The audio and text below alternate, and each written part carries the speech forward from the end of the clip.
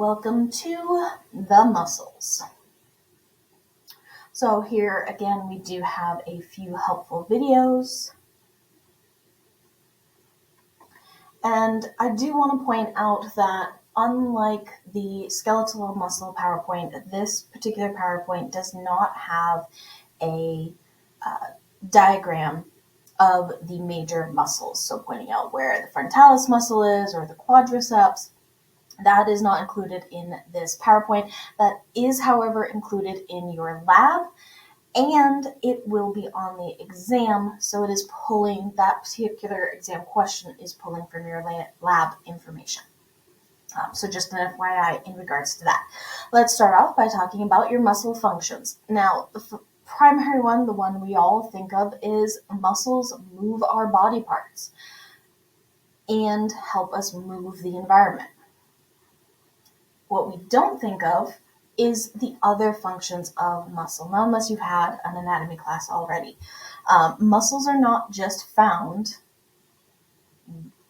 in our biceps and our quadriceps. Muscles are actually found as the middle layer of many different vessels and organs. And we're actually going to talk about that because there are 3 different types of muscle tissue.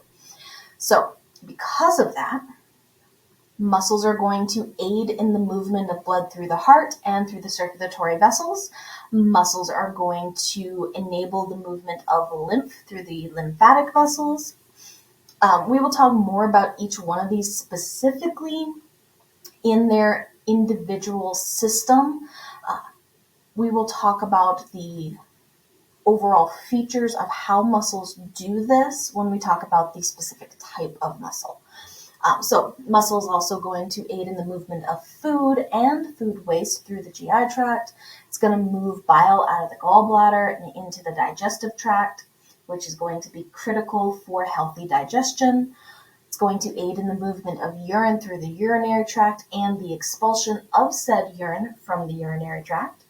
It's going to be what enables semen to move through the male reproductive tract and the female reproductive tract. Without muscles, you cannot have a newborn come through the birth canal. Muscles are going to help maintain posture. Just sit up for me or stand up straight, depending on, where you're listening to this. I want you to sit up for me. Think about all the muscles that are contracting and relaxing, especially in your back, in your chest, in your abdomen, to keep you in an upright position. The muscles in your neck are helping to keep your head wherever it's currently positioned, which ideally is back and over your shoulders. It shouldn't be jutting forward. It should be back, chin slightly tucked over your shoulders. That is proper posture. If you are standing, your leg muscles are contracting and relaxing against each other to keep you in that upright position. If you have your legs crossed, if they're really in any position, your muscles are constantly contracting and relaxing to keep them in that position. What we also tend to not think about is muscles are involved in our thermogenic process. They're part of our thermoregulatory process. How? Well, they don't help us cool off, but they do help us generate heat. When our muscles contract, they generate heat. We're going to talk about that. And specifically, if our core temperature is starting to get too cold, an involuntary muscle response will trigger in our skeletal muscles, and that is known as shivering. Constant contractions of your muscles, and that constant contracting is generating heat. The goal being it generates enough heat to bring your core body temperature back up to where it's supposed to be. In mildly cool temperatures, this mechanism works fantastic. In -0 degree temperatures, not so much. But that's the thought process behind it. Muscles are also going to stabilize joints. The tendons that attach the muscles to the bones, many of them cross at a muscle joint, and those tendons help keep that joint, the bone in that joint, where it's supposed to be. helps maintain the integrity. This is actually a shoulder joint right here. Here's the deltoid, here's the biceps, here's some of the pec muscle coming in and attaching. You can see all of these tendons crisscrossing this joint space. And muscles are actually critical to maintaining your shoulder joint. It's one of the prime examples, because without all that tendon, your arm would just fall out of its socket. There's ligaments there too that would help keep it in there, but a lot of that keeping your humerus in your scapula, or attached to your scapula, I should say, is done by the tendons of the pec muscles and the deltoid and the triceps and the biceps and all of the small little muscles that make up the rotator cuff, which is why rotator cuff injuries have such an impact on your shoulder. Muscles are also going to guard the body entrances and exits. So there are these rings of muscles called sphincters. You can find them at the end of the urinary system, at the end of the GI tract. They're found all over the place.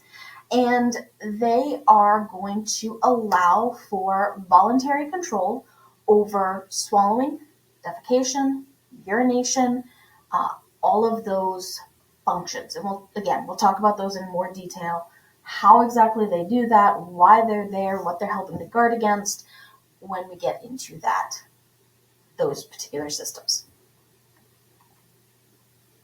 So here are 3 types: cardiac, skeletal, and smooth. Muscles are going to have 5 major characteristics. They're going to be excitable. Excitability is referring to the ability to receive and respond to a stimulus.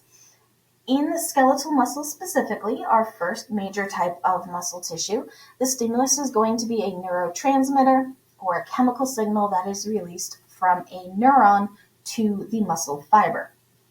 In smooth muscle, though, the mechanism of excitability is going to be different. It could be a neurotransmitter, could be a hormone, could be a stretch response, could be due to a change in pH, could be due to a change in carbon dioxide, or a change in oxygen.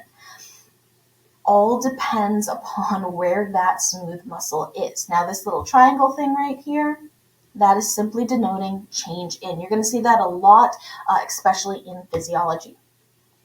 Cardiac muscle, stimulus could be neurotransmitter, could be hormone, could be stretch, or all of the above, all at once. It all depends on what's going on with the heart. So when we have whatever our stimulus is, this is going to trigger a response that is a generation of an electrical impulse. This electrical impulse is going to travel along the plasma membrane of the membrane cell, causing the contraction phase to occur. We will talk more about how exactly this signal travels, how it triggers that contraction, the entire contraction response, here in a few slides. Another mechanism is going to be contractility. Contractility is the ability to shorten forcefully when adequately stimulated. This is a defining property of muscle tissue. Think about your bicep muscle. Look at your bicep muscle. I'm going to pick on bicep muscle a lot because it's very visually apparent in most individuals. If you're looking at your bicep muscle and you do a bicep curl, go ahead and do a curl for me. What happens to that bicep muscle? It shortens. It goes from being long and flat to short and fat. It shortened. Now, hopefully you did that movement slowly, so you can really see that. But there's a lot of force. If you stick your hand on that muscle as you do this, there's a lot of force generated there. Think about if you have a sibling when you were younger, or a child, or maybe you do it with your partner now. You try and hold down their arms so they can't do that bicep curl. Try and overpower them. Arm wrestling. Think of the force that's generated. That's contractility.